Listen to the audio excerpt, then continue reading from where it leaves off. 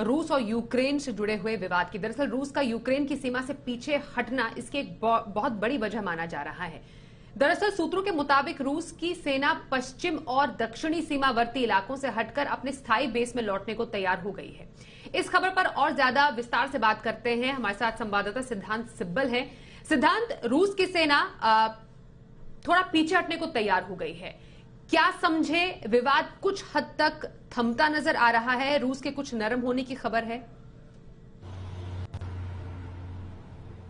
देखिए, जैसे जंग की बात हो रही थी और कहीं ना कहीं जंग को लेकर जो बातचीत हो रही थी कि जंग इस हफ्ते हो जाएगी, ये सब इंफॉर्मेशन वेस्टर्न सोर्सेज से आ रही थी, वेस्टर्न गवर्नमेंट से आ रही थी। तो ऐसा कि जंग हो जाएगी, ये बहुत जो इंटरनेशनल कम्युनिटी की बात कर लें, रूस की बात कर लें या यूक्रेन की बात कर लें, सब कहे थे ऐसा जंग नहीं होने वाली है। अब जहां तक जो डेवलपमेंट हुई है, रशिया ने कह दिया है कि ये पार्ट था प्लान्ड एक्सरसाइजेस का, इसलिए अब एक्सरसाइजेस खत्म हो गई हैं और वापस जो फोर्सेस हैं वो वापस अपने जो परमानेंट बेसिस हैं उसमें जारी है। इसके अलावा आज कमेंट्स यूक्रेन की फॉरेन मिनिस्ट्री से भी आए हैं। उन्होंने कहा है कि कहीं ना कहीं एक तरफ से एक रेजोल्यूशन या एक तरफ से एक पॉजिटिव डेवलपमेंट हो रही है। इसी बीच हमने देखा कि क्योंकि यूक्रेन के अंदर स्थितियां बताई जा रही थी कि शायद खराब हो जाएं, तो भारत सरकार ने एडवाइजरी जारी की, भारत के मिशन ने एडवाइजरी जारी करी।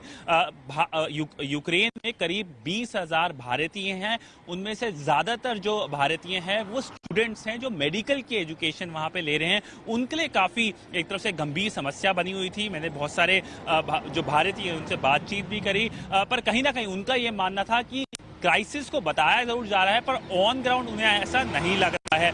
एडवाइजरी जब भारत सरकार ने जारी करी, वो एक तरफ से एक मैसेज है कि वो रेडी हो जाएं कि अगर इवेंचुअलिटी आती है। जनवरी में जो भारत का जो मिशन है कीव में, उसने डेटा कलेक्ट करना शुरू करा भारतीयों का और जो भारतीय जाना चाहते हैं, और उसके तहत एक फॉरम भी एक तरफ से रिलीज करा गया था। पर कहीं ना कहीं भारत का मानना यह है कि डायलॉग और डीएस्केलेशन से ही स्थितियां ठीक हो पाएंगी। और भारत का अगर रुख देख लें तो भारत का कोई स्टेक नहीं है ईस्टर्न यूरोप में या यूक्रेन की बात कर लें, क्योंकि वहां पर एक तरफ से भारत के रिश्ते अच्छे हैं, यूक्रेन से भी, रूस से भी और वॉशिंगटन से भी, यानी यूनाइटेड स्टेट्स से भी। और रूस और यूएस दोनों ही भारत को ब्रीफ अप करते रहे हैं समय समय पे यूक्रेन की स्थितियों को लेकर। और कहीं ना कहीं भारत के सबसे बड़ा वरी यही था कि अगर जंग होती है वहां पर तो इसका फायदा कहीं ना कहीं चीन उठा सकता है और इंडो पैसिफिक में भारत हो या ताइवान हो, उसके साथ जंग या कुछ ना कुछ मसला क्रिएट कर सकता है। क्योंकि इस पे हिस्टोरिकल पैरेलल्स भी हैं। जब 1962 की जंग हुई थी भारत और चीन के बीच, ये तभी हुई थी, उस समय हुई थी जब क्यूबन मिसाइल क्राइसिस भी हो रहा था। तो कहीं ना कहीं ये एक तरफ से खतरा जरूर था अगर सिचुएशन खराब होती ईस्टर्न यूक्रेन में।